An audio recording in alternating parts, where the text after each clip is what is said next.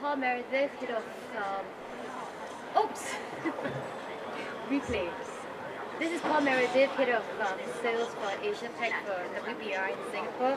Paul, just a couple of questions for you. Just like to find out more about the history of eTail. Can you just briefly tell us more about eTail? Yeah, sure. eTail as a brand, as a conference, has been running for over 10 years globally. We have major conferences in the US where it originated, East, West. We're now in Canada also.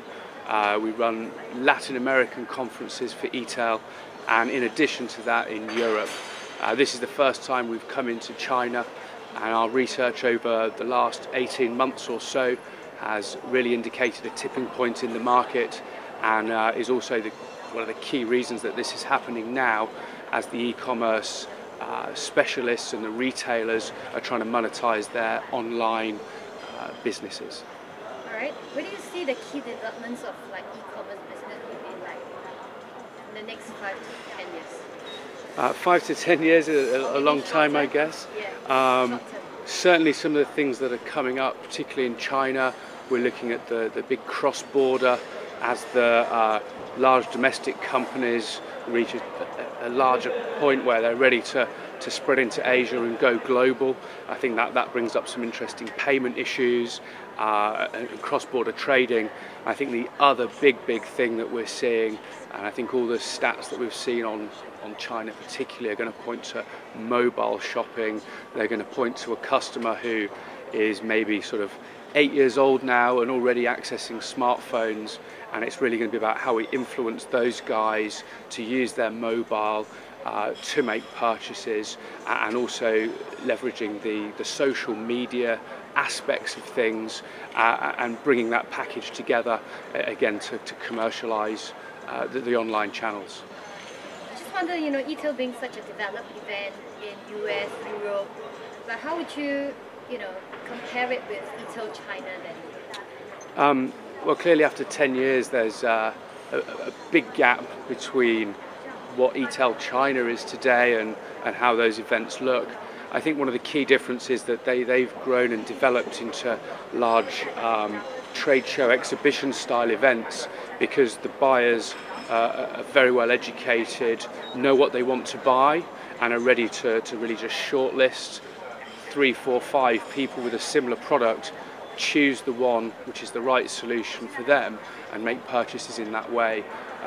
What we've been asked to create in China this year during our research is something quite different, and that is to stimulate a discussion, to outline where the market really is, look at some of the gaps and holes in that development, and look at ways to understand, address and educate the industry.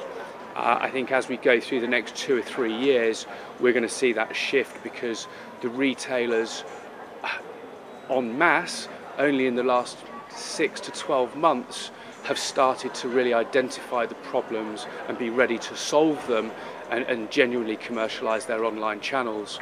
And I think that's going to be a similar migration, except we're going to see it happening over the next 2 to 3 years rather than the longer time scale we've seen in the US and Europe.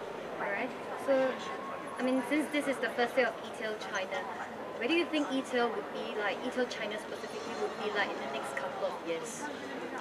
I think we're going to see some of the topics become much more specific, much more case study driven, really drilling down into the nitty gritty, as opposed to a slightly broader discussion that's happening today. I think it links into what I was saying before, but again, as that awareness grows, as those customers, those retailers progress, we're going to be seeing them looking at what is the solution, who provides it, and which one am I going to choose, because I don't think there's really a choice about remaining as we are today. And I think that's going to drive the shape of eTail as well as the industry, because that shortlisting process will become more important. Alright, one last question for you. This is our first cooperation with Sina and WBR basically.